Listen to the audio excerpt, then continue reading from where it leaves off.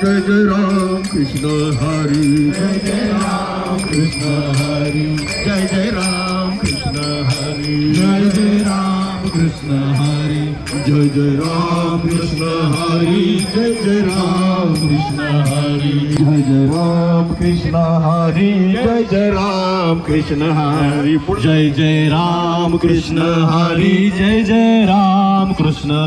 विठ्ठल माझा माझा माझा माझा माझा, विठ्ठल माझा मी विठ्ठलाचा, विठ्ठल माझा माझा माझा माझा माझा, विठ्ठल माझा मी विठ्ठलाचा.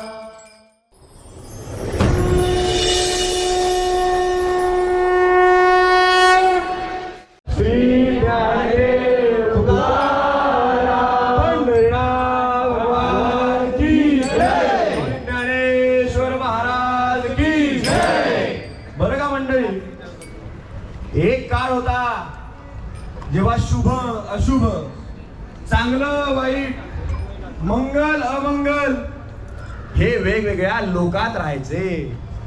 अहो म्हणजे देवांचा देवलोक वेगळा होता, दानवांचा दानव लोक म्हणजे पाताळ वेगळा होता. नंतर एक काळ असा आला बर का, जेव्हा चांगलं वाईट मंगल अमंगल हे सगळं काही एकाच लोकात राहायला लागले. बघा, राम अयोध्येत राहायचा, रावण मात्र लंकेत राहायचा, पण लोक मात्र एकच होता की नाही त्यांचा. पण नंतर एक काळ आला जेव्हा शुभ अशुभ, चांगलं वाईट, मंगल अमंगल हे एका कुटुंबात राहायला लागलं. बघा, पांडव आणि कौरव एका कुटुंबातले होते बर का. लक्षात घ्या, आज मात्र असा काळ आलेला आहे बर का मंडळी. आज मात्र असा काळ आलेला आहे जेव्हा चांगलं वाईट, शुभ अशुभ, मंगल मंगल हे दोन वेगळ्या लोकात नाही, एका लोकात नाही, एका कुटुंबात नाही, एका माणसाच्या शरीरात राहायला लागलेलं आहे बर का. त्यामुळं त्याचं जिवंत उदाहरण कोण आहे? त्याचं जिवंत उदाहरण आहे तुम्ही आणि मी. पण ही कथा आहे त्या काळातली जेव्हा शुभ अशुभ, चांगलं वाईट सगळं काही एका कुटुंबात राहत होतं. ही कथा आहे कौरवांची, ही कथा आहे पांडवांची. एक काळ होता जेव्हा पांडव धर्माचं प्रतिनिधित्व करत होते. बर सांगू द्या बर का, धर्म म्हणजे काय? अहो धर्म म्हणजे काय? धर्म म्हणजे माणसानं माणसाशी माणसासारखं वागण्याची रीत म्हणजे धर्म आहे महाराज बर का. लक्षात घ्या, धर्म म्हणजे कोण आहे का धर्माचं प्रतिनिधित्व नाही. पांडव धर्माचं प्रतिनिधित्व होते. म्हणजे काय? धर्म म्हणजे माणसानं माणसाशी माणसासारखं वागण्याचं प्रतिनिधित्व होतं बर का. म्हणून पांडव धर्माकडून लढले, जिंकले, धर्म जिंकला. कौरव अधर्माकडून लढले, हरले, अधर्म हरलं. लक्षात घ्या, ही ती कहाणी आहे पांडवांची. ही कहाणी आहे छोट्या छोट्या भांडणावरून काय घडू शकतं याची. लक्षात घ्या, ही फार मोठी कहाणी आहे. ही कहाणी आहे महाभारताची.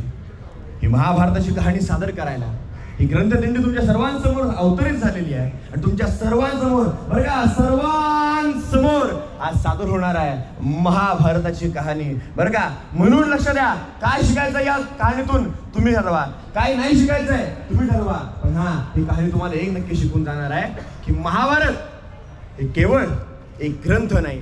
महाभारत, बरं का, की महाभारत केवळ एक ग्रंथ नाही, महाभारत केवळ एक पुस्तक नाही महाराज. महाभारत जगण्याची पद्धत आहे. ही जगण्याची पद्धत तुमच्या सर्वांसमोर मांडण्यासाठी आम्ही आलेलो आहे. ही कहाणी फार मोठी होती.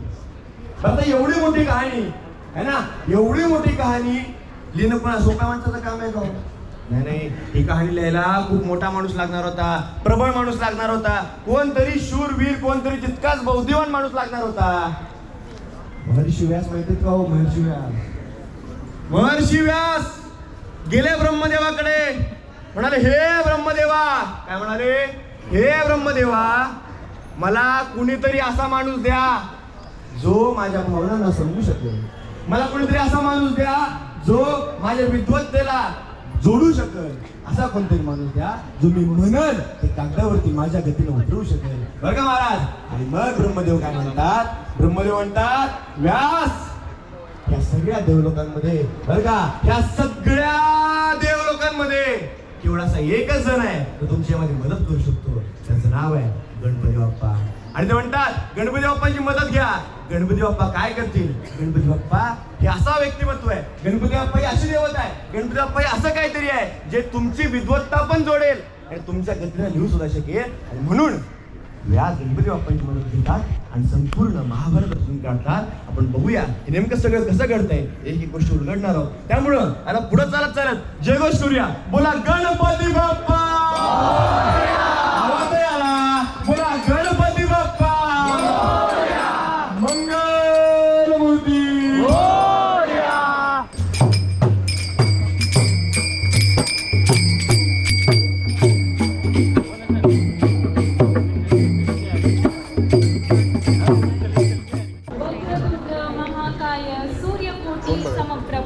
निर्विघ्नं कुरु देव सर्वकार्येषु सर्वदा. नारायण नमस्कृत्य नरचैव नरोत्तमं देवी सरस्वती चैव ततो जयमुदीरयते. यह वे शब्द है जिनसे इस संसार के सबसे विपुल महाकाव्य का प्रारंभ होता है. जय, जिसका अर्थ है विजय, यही इस महाकाव्य का नाम है.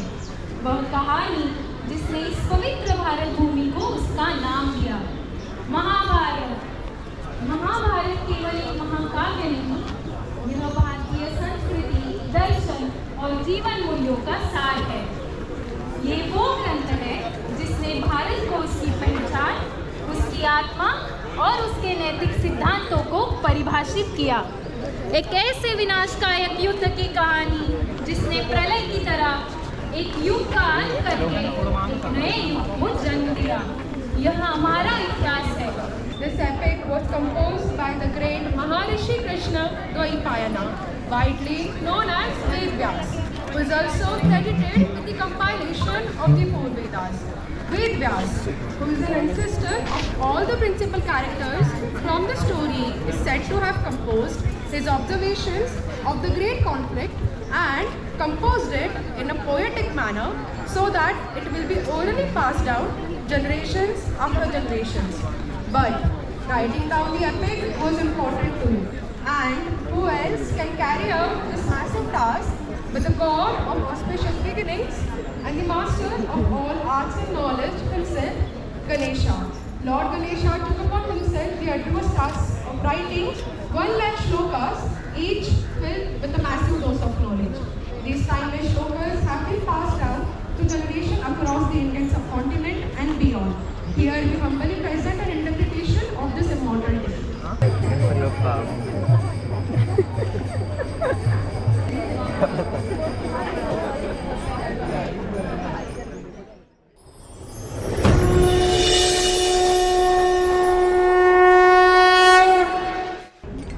भेदाभेद केल्यानं काय होऊ शकतं बघा, भेदाभेदानं काय होऊ शकतं, भेदाभेदानं महाभारत घडू शकतं बरं का.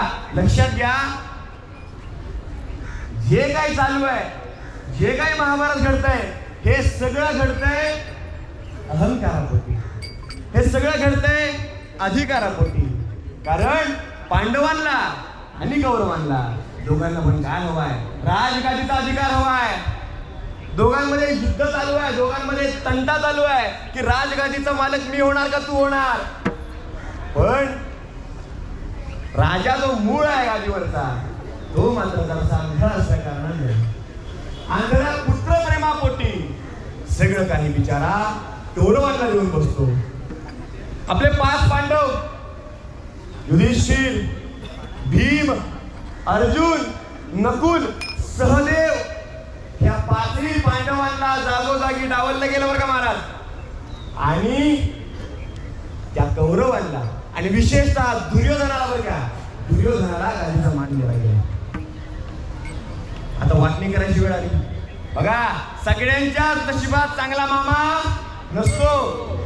छत्रपती शिवाजी महाराजांच्या नशिबात हंबीरराव मोहित्यांसारखा मामा होता बघा, म्हणून स्वराज्य उभं राहिले.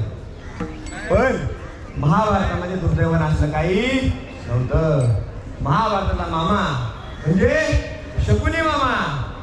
जेव्हा राज्य वाटायची वारी आली तेव्हा राज्यातला सुपीक जमिनीचा भाग, हिरवा हिरवा पाण्याचा भाग सगळ्या कौरवांना मिळाला आणि सगळ्या नापीक पडीक खरा भाग म्हणजे खंडवप्रस्थ हे मात्र पांडवांच्या माती मारलं गेलं बरं का माऊली. जेव्हा पांडवांना खांडवप्रस्थ मिळालं तेव्हा पांडवांनी हसत स्वीकार केलं. आपली पत्नी द्रौपदीचा ते खांडवप्रस्थात गेले आणि त्या खांडवप्रस्थाचं इंद्रप्रस्थ करून दाखवलं. पण हा दुर्योधन अहंकारी माणूस, दुर्योधन इतका अहंकारी माणूस की दुसऱ्या कोणाचं चांगलं झालेलं बघवणार नाही. आणि लक्षात घ्या, महाभारतातून काय शिकू नका, पण दुसऱ्याच्या चांगल्यावरती जळायचं नाही एवढं मात्र आपण काय केलं पाहिजे, शिकलं पाहिजे. म्हणून आपला हा भ्रम आहे की महाभारत एका बाईमुळे घडलं. आपल्याला वाटतं महाभारत बाईमुळे घडलं. लक्षात घ्या, या महाभारताच्या ग्रंथदिंडीमुळे मला सगळ्यांना सांगायचंय की महाभारत जेव्हा घडलं तेव्हा त्या महाभारतामध्ये सगळ्यात जास्त भरडली कोण गेली असेल तर ती स्त्री भरडली गेली, बाई भरडली गेली. ती बाई कोण होती? ती होती याज्ञसेनी द्रौपदी. काय झालं? स्वतःला हरवून बसलेले पांडव, स्वतःला हरवून बसलेले पांडव द्रौपदीला पणाला लावतात आणि शकुनी आपले फासे टाकतो. पण काय होतं तुमच्या डोळ्यांनी बघून घ्या. बोला पुंडलिक वरदे श्री ज्ञानदेव. प्रसंग या ठिकाणी घडला आणि तो प्रसंग तुमच्या सर्वांसमोर सादर होतोय. द्यूत सभेमध्ये सगळ्यांचं स्वागत आहे. तुमच्या समोर सारीपटाचा डाव मांडलेला आहे. सारीपटाचा डाव तुमच्या समोर मांडलेला आहे माऊली. युधिष्ठिर को पांचाली को दांव पर लगाने के लिए विवश किया गया. असहाय, स्वयं को हारे हुए और अपने धर्म में फंसे युधिष्ठिर ने दांव लगाया.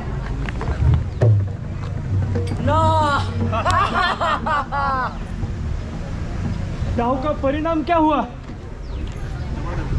वो घमंडी स्त्री, वो चक्रवर्ती अब मेरी दासी है. जाओ दुशासन, ले आओ उस याज्ञ सैनिक को.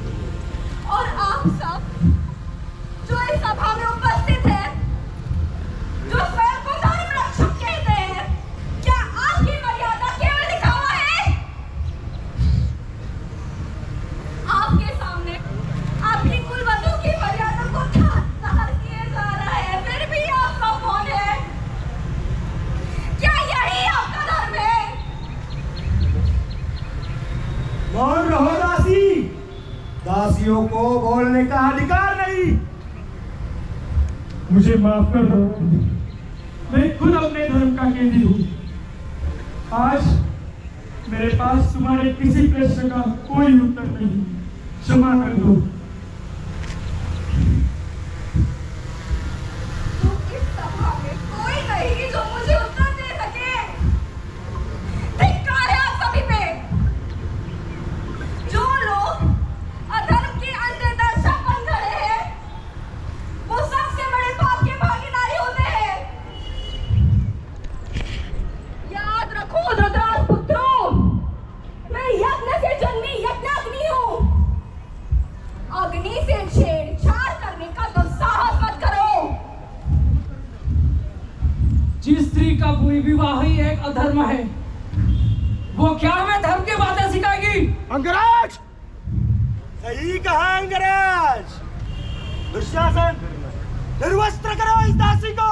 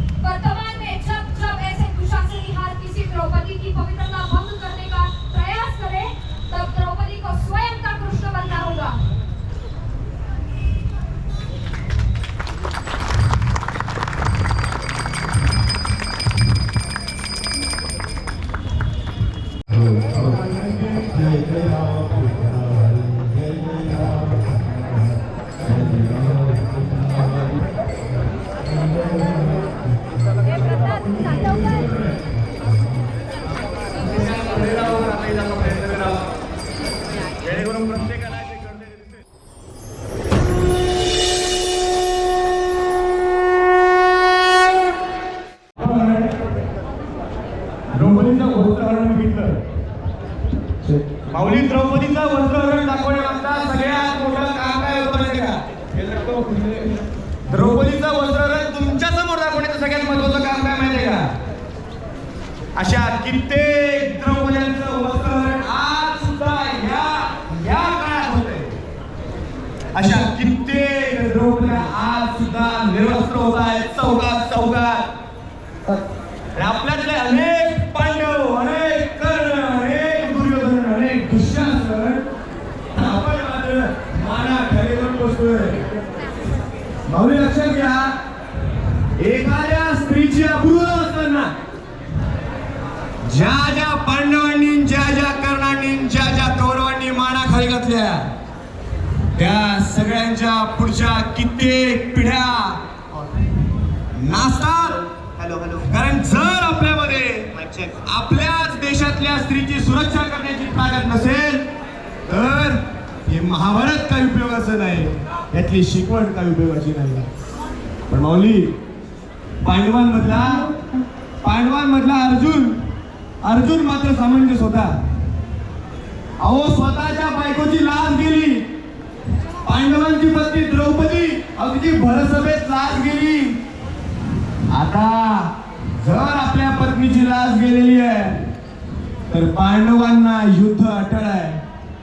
कौरवांनी स्वतःचा अहंकार खूप वाढवून ठेवलेला आहे, आता मात्र युद्ध अटळ आहे. पण झालं असं, द्रौपदीने सांगितलं की हे कुरुवंशांच्या पोरांनो, मी कृष्णाकडे जाईल, कृष्णाची नारायणी सेना घेऊन येईल आणि तुमचा वंश उद्ध्वस्त करेल. आणि असं म्हणता क्षणी दोन योद्धे कृष्णाकडे जातात. पहिला असतो अर्जुन, दुसरा असतो दुर्योधन. कृष्ण म्हणतो मी दोघांपैकी एकाचीच बाजू घेऊ शकतो. आता पडला पेच. कृष्ण म्हणतो एक काम करा, कोणीतरी मला निवडा आणि कोणीतरी माझी नारायणी सेना निवडा. आणि अशा अहंकारानं आंधळा झालेला दुर्योधन विचार करतो की एकटा कृष्ण काय करणार आहे, एकटा निशस्त्र युद्ध काय करणार आहे, एकटा कृष्ण कोणालाच मारणार आहे. आणि दुर्योधन, आंधळा झालेला दुर्योधन हसत हसत म्हणतो हे कृष्णा तू नकोस मला, बाबा रे तू नकोस मला, मला तुझी नारायणी सेना दे रे बाबा. अर्जुन मात्र समंजस आहे. अर्जुन म्हणतो हे कृष्ण तू फक्त माझ्या सोबत आहेस, तू फक्त माझ्या सोबत राहा रे कृष्णा. मंडळी लक्षात घ्या, तुम्हाला तुम्हाला तुम्हाला आणि तुम्हाला आपल्या प्रत्येकाला आपल्या आयुष्यातला असा एक कृष्ण भेटला पाहिजे. असा एक कृष्ण भेटला ना माऊली जगात कुठला पण जिंकता येतं आपल्याला. मग अर्जुन म्हणतोय कृष्णाला, कृष्णा तू आज माझ्या बाजूला, तू राहा माझ्या सारथी म्हणून, तू ये माझ्या सोबत, नको उचलू शस्त्र, मी जिंकेल तरी सुद्धा.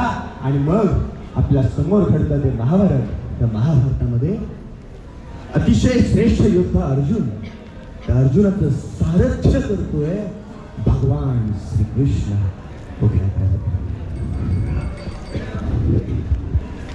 धर्मक्षेत्रे कुरुक्षेत्रे समवेता युयुत्सवः.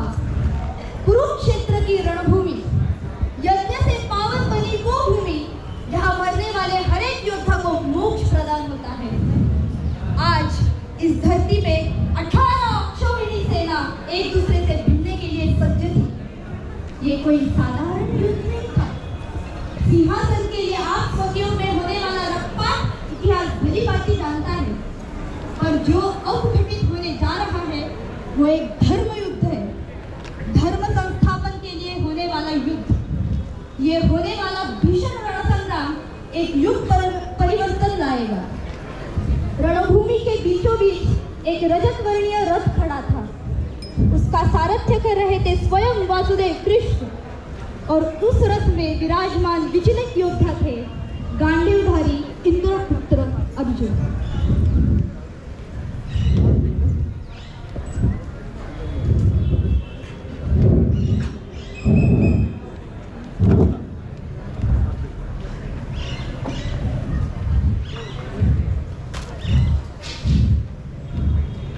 माधव,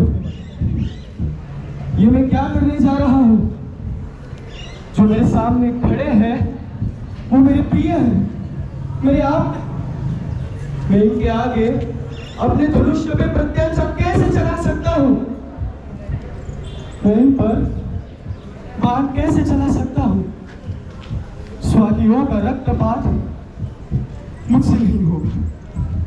मुझे ऐसा राज्य नहीं चाहिए. ये युद्ध मैं नहीं लड़ सकता. हे जनार्दन, मेरा मार्गदर्शन कीजिए. हे पार्थ, तुम्हारे मन में उठता दुर्बलता का भाव, यह मोह, यह संशय तुम्हारे जैसे महान योद्धा के लिए कदापि शोभनीय नहीं है. तुम क्षत्रिय हो, युद्ध लड़ना तुम्हारा धर्म है. जान लो है कौन्तेय, यह शरीर नश्वर है परंतु आत्मा अजरामर है. मृत्यु केवल शरीर की होती है, आत्मा की नहीं. इसीलिए जो मरने वाले हैं उनके लिए चिंता मत करो. शस्त्र उठाओ पार्थ, अपना कर्तव्य निभाओ. लेकिन क्या मेरे प्रियजनों की हत्या करना मेरे धर्म के प्रतिकूल नहीं होगा? ये तो अधर्म है माधव. क्या इससे मैं स्वर्ग की कामना कर पाऊंगा? क्या उस पर मेरा अधिकार होगा? सुनो पार्थ, कर्मण्येवाधिकारस्ते मा फलेषु कदाचन मा कर्मफल हेतुर्भूत माते संगोस्त्व कर्मणि. तुम्हारा अधिकार सिर्फ कर्म पे है, फल पे नहीं है. कर्म करो पार्थ, कर्म करो. मोक्ष या किसी और फल की चिंता मत करो. मेरे शरण में आओ, मेरा आदेश का पालन करो। सर्वधर्मान् परित्यज्य मामेकं शरणं व्रज, अहं त्वां सर्व पापेभ्यो मोक्षयिष्यामि मा शुचः। अनेक युगों से जो लोग मेरे शरण आए हैं, मैं उन्हें मोक्ष प्रदान करता आया हूं। तुम्हारी धर्म की अधूरी व्याप्तियों को छोड़ दो, तुम्हारी सभी चिंताओं का निवारण मैं करूंगा। युगों युगों से आप हो कौन? आप मेरे परम मित्र हो या कुछ और? मैं काल हूं, मैं समय हूं, मैं ही अंत हूं और प्रारंभ भी मैं ही हूं। मैं इस तीनों लोक का स्वामी हूं। इस जगत में हर वस्तु मुझसे जन्म लेता है और मृत्यु के बाद मुझ में समा जाता है। देखो पार्थ, इस विश्व में सबसे सुंदर भी मैं हूं, सबसे भयंकर भी मैं हूं। जब जब मनुष्य लोक में धर्म का संतुलन नाश होता है, तब तब मैं सृष्टि का उद्धार करने अवतरित होता हूं। यदा यदा हि धर्मस्य ग्लानिर्भवति भारत, अभ्युत्थानमधर्मस्य तदात्मानं सृजाम्यहम्। परित्राणाय साधूनां विनाशाय च दुष्कृतां, धर्म संस्थापनार्थाय संभवामि युगे युगे।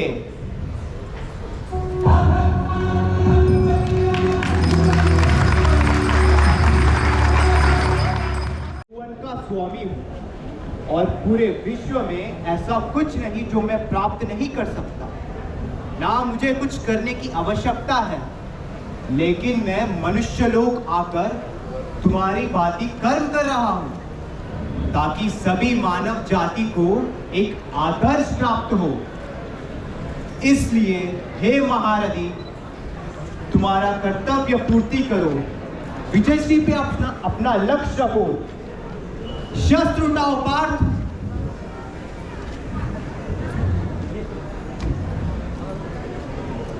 यत्र योगेश्वरो कृष्णो यत्र पार्थो धनुर्धर तत्र श्री विजयो भूति ध्रुवा नीति मतिर्मम। कौरवों के पक्ष में पांडवों से बड़ा था। पांडवों के पास भले ही नारायण सेना ना हो, लेकिन स्वयं नारायण उनके साथ थे। और हम तो जानते ही हैं, यथा कृष्णो ततो धर्मो यतो धर्मस्ततो विजय। विजय श्री को निश्चित थी। और अब धर्म संस्थापनार्थ महानायक अर्जुन भी सज्ज था। परमेश्वर के पांचजन्यों पर ऋषभ नाद बचा। युद्ध का प्रारंभ हुआ।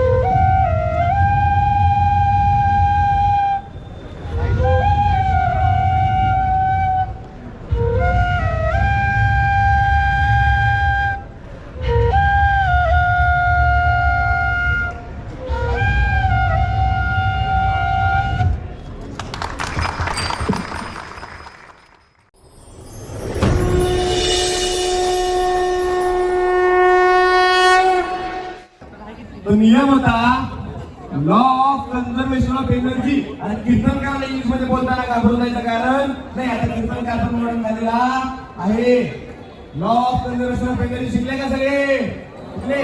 Energy can neither be created not be destroyed. It can only be transform from one form to another form. अहो आम्हाला वाटलं मी आता आठवीच्या पुस्तकाला मी शिकलो पण हजारो वर्षांपूर्वी तेव्हा अर्जुनाला कळत नव्हतं काय करू. तेव्हा आमच्या कान्हाने सांगितलं कुरुक्षेत्रावरती, कान्हा मारून टाक, कारण आत्मा अमर आहे, एनर्जी अमर आहे. एनर्जी फक्त एका शरीरामध्ये दुसऱ्या शरीरामध्ये जाणार आहे. लक्षात घ्या. ते झालं. आता अर्जुनाने गीता सांगितली, अर्जुनाला गीता सांगितली. आता पुढं काय मंडळी, अर्जुन घरी गेला बर का. अर्जुनाची पत्नी सुभद्रा गरोदर होती.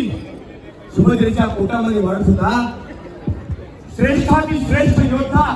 तिचं नाव सांगू शकाल का कोणी? सुभद्रेच्या पोटात वाढणारा श्रेष्ठ योद्धा सांगते का कोणी नाव? त्याचं नाव आहे अभिमन्यू. झाला असं की आता जिंकता येईल का कौरवांना? अहो जिंकायचं म्हटल्यावर द्रोणाचार्यांना काहीतरी युक्ती करावी लागली. आता युक्ती करायची तर काहीतरी वेगळं करावं लागेल का नाही द्रोणाचार्यांना? आणि म्हणून द्रोणाचार्यांनी जगातला सर्वात अवघड असा चक्रव्यूह असला. हे चक्रव्यूह भेटण्याची ताकद कोणामध्ये आहे? चक्रव्यूह भेटण्याची ताकद आहे फक्त अर्जुनामध्ये आणि कृष्णामध्ये. त्यामुळं आता चक्रव्यूह बनलेला आहे. पण द्रोणाचार्यांना वाटतं फक्त अर्जुनाच तोडता येतो. पण अशामध्ये एक 16 वर्षाचा पालक समोर येतो आणि त्यानं आपल्या आईच्या गर्भात असताना शिकलेली विद्या तुमच्या सर्वांसमोर सादर करून दाखवतो. सादर होत आहे चक्रव्यूह. 13वां दिवस कौरवों और पांडवों दोनों के लिए सबसे त्रासद दिन था.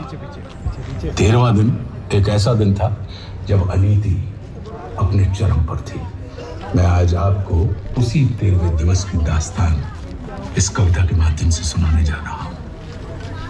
जब कुरुक्षेत्र की समर भूमि में सरशैया पर भीष्म हुए तब कुरुकलंक के नैनों में क्रोधाग्नि लगी और ग्रीष्म हुए. गुरुदेव बनेंगे सेनापति यह चाल चली थी शकुनी ने. जिसमें हंसकर सब जूझ रहे वो जाल बुना था शकुनी ने. इस बार चली थी चाल अजब जिसमें न कोई संधि हो. गुरुवर द्वारा वो ज्येष्ठ पांडुसुत समर भूमि में बंदी हो. फिर पांडव सेना में गुरुवर ने ऐसा तांडव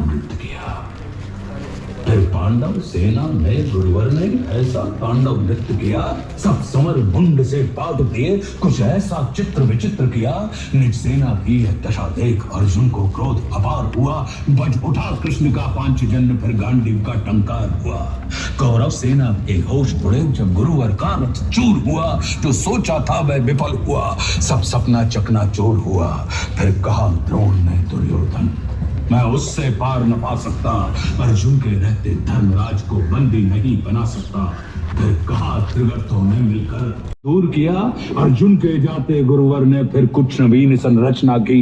जिसका भेदन हो सके उस चक्रव्यूह की रचना की.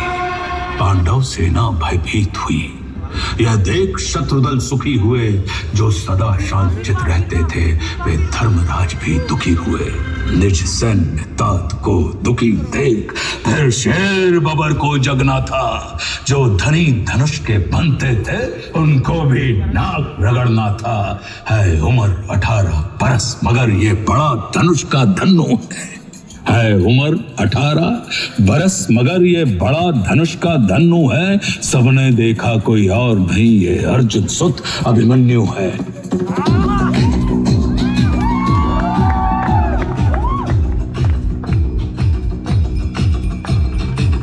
जो उठेगा धड़ से कटेगा. कहाँ पे जीतेगा कहाँ पे बचेगा.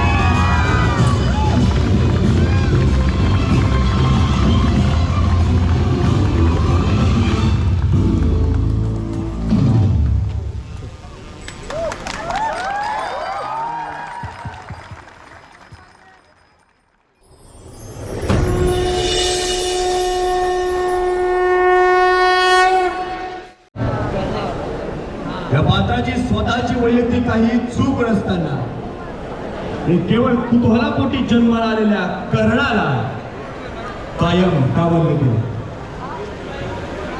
आज महाभारत युद्धातला 17वा दिवस. महाभारत युद्धामध्ये 2 सर्वश्रेष्ठ धनुर्धर, एक म्हणजे अर्जुन आणि दुसरे अंगराज कर्ण, एकमेकांच्या समोर आलेले आहेत. महाभारतातलं सगळं युद्ध गौण आहे. 17 दिवसात गेलेले निष्पाप लाखो जीव सुद्धा गौण आहेत. कारण हे युद्ध होतं श्रेष्ठाचं. कारण आजपर्यंत कर्णाच्या वाट्याला आली ती केवळ उपेक्षा, कर्णाच्या वाट्याला आली ती केवळ अवहेलना. आज महाभारतातल्या 17व्या दिवशी समोरासमोर आलेले आहेत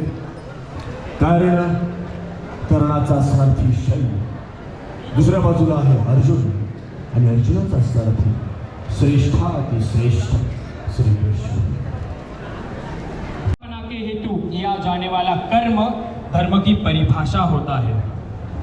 इसीलिए इन सभी महारथियों को साम दाम दंड भेद करके पराभूत करना आवश्यक था और परिणामी आज उसी सूर्यपुत्र अंगराज कर्ण का अस्त होने वाला है. डरकर अपनी छावनी में जाके छुप जाता है. कर्ण का महत्व हम जितना जाने उतना कम है. ये कर्ण कोई और नहीं बल्कि खुद सूर्य नारायण का पुत्र सूर्यपुत्र कर्ण है, जिसे कुंती ने दुर्वासा जी से मिले हुए आशीर्वाद का फल सिर्फ और सिर्फ देखने के लिए पाया था. और फिर उसी कर्ण को कवच कुंडल का प्रदान कर सूर्यपुत्र के गंगा में बहाकर कुंती ने उसे परिधान किया था. यह कर्ण कोई सामान्य जीव नहीं था. कर्ण ने जन्म लेने से पहले ही अपनी नियति लिखी थी. अचानक से अंगराज कर्ण का रथ युद्ध भूमि में दलदल में फंस जाता है. यही समय है. निशाना साधो धनंजय. तुम्हारे सामने खड़ा अंगराज कोई सामान्य योद्धा नहीं है. समय व्यतीत मत करो.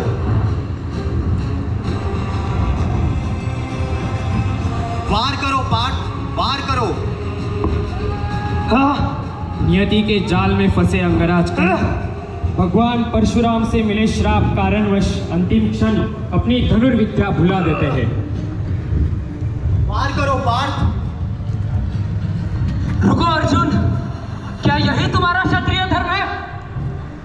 एक निशस्त्र योद्धा पर वार करना तुम जैसे महाराज को शोभा नहीं देता. मुझे इस दुविधा से निपटने दो, फिर देखते हैं कौन सर्वश्रेष्ठ है. के वध का स्मरण कीजिए अंगराज. जब आपने क्रूरता से उस बालक का वध किया तब उसके हाथ में कोई शस्त्र नहीं थे. तब कहाँ गई थी आपकी नैतिकता? क्षत्रिय धर्म हमेशा बदलता नहीं है अंगराज.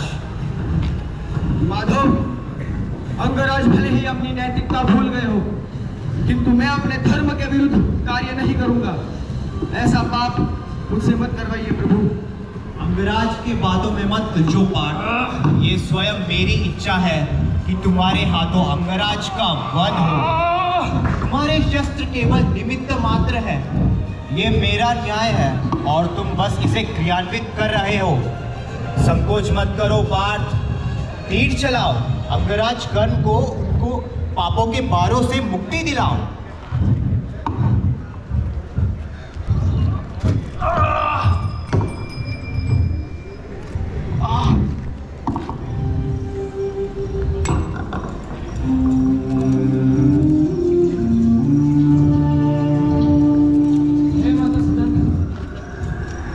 मुझे आपका न्याय स्वीकार है.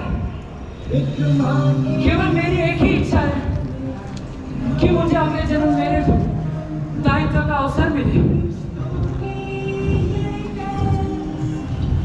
प्रिय अर्जुन, मुझे क्षमा करना. मैं बड़े भ्राता का दायित्व नहीं निभा सका, किंतु मेरी ये इच्छा है कि तुम अपना दायित्व निभाओ अर्जुन. मेरा अंतिम संस्कार तुम ही करो अर्जुन, तुम ही करो। माधव, जाओ पार्थ, उनके शब्द सत्य है।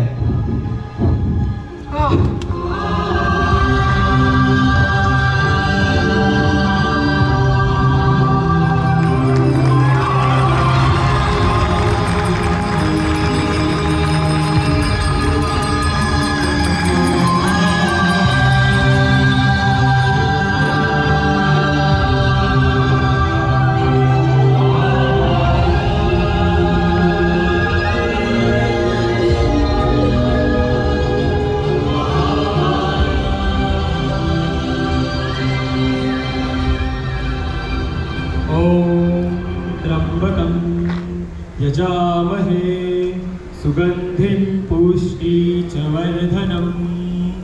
उर्वारुकमिव बन्धनात् मृत्योर्मोक्षीयमामृतात्।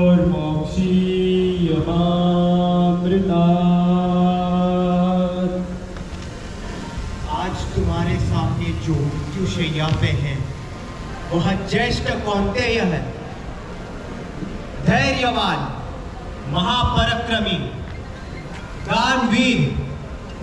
इतिहास इनका नाम कभी नहीं भूलेगा। सूर्यपुत्र वैकर्तना, अंगराज कर्ण। अर्जुन, आज तुमने उनका वध करके उनकी पीड़ित आत्मा को मुक्ति दी है। देखो, प्रकृति भी कैसा शोक कर रही है। जिसकी मृत्यु पर खुद गोविंद ने अपने आंसू बहाए, उस पराक्रमी वीर का जितना किया जाए उतना वर्णन अपर्याप्त है। आज सूर्यपुत्र कर्ण मृत्यु को नहीं बल्कि मोक्ष को प्राप्त हुआ। युद्ध का परिणाम जानते हुए भी अपने क्षत्रिय धर्म का पालन कर हम सब के लिए अमर हुए। नियति से हारा वो महावीर पराक्रमी योद्धा सदा के लिए मृत्युंजयी बन गया।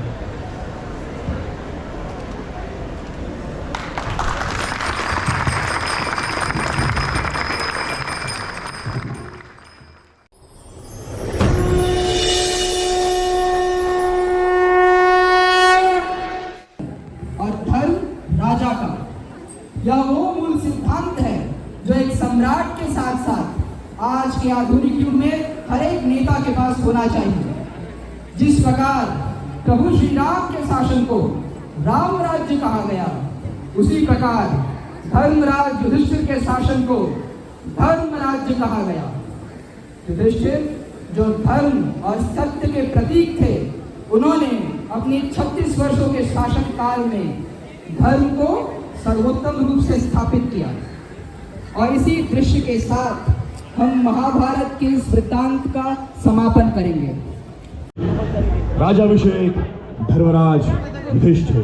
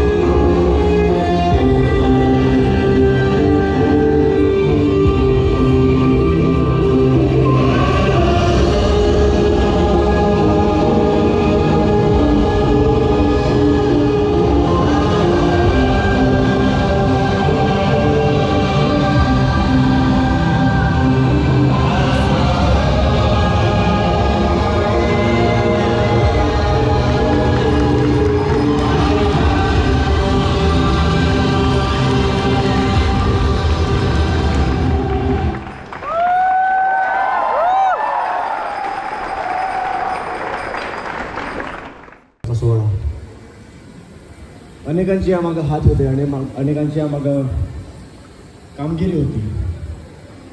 शेवटी फक्त काही गोष्टी सांगण्यासाठी आलो. या संपूर्ण कार्यक्रमामध्ये ही महाभारत कथा सांगत असताना म्हणजे प्रत्येकाचा एक सोज्वळ हेतू, प्रत्येकाचं त्या महाभारतावरती प्रेम होतं. यदा कदाचित कुठल्या पात्राकडून चुकीची वाक्य गेली असतील, यदा कदाचित आमच्यापैकी कोणाकडून चुकीचे शब्द गेले असतील, यदा कदाचित महाभारताच्या मूळ पावित्र्याला धक्का लावणारं कार्य आमच्याकडून जर घडलं असेल, तुमच्यातलेच लहान म्हणून आम्हाला समजून घ्या. आता श्री ग्रंथदिंडी 2025 महाभारत पुढच्या वर्षी पुन्हा नव्या विषयासह, नव्या व्यक्तींसह, नव्या प्रश्नांसह. तुम्हा सर्वांचे मनापासून आभार आणि हा दंडवत तुम्हा सर्वांना.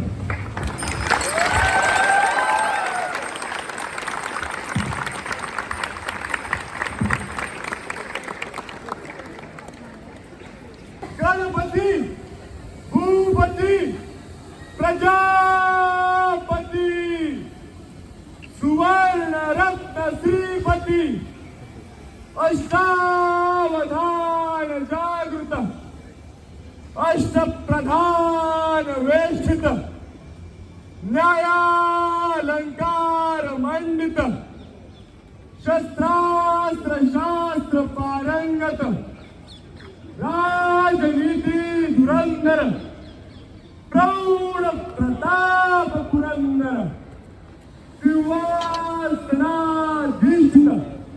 क्षत्रिय गुणावतंस महाराजाधिराज श्रीमंत श्री श्री श्री राजा शिवछत्रपती महाराजांचा,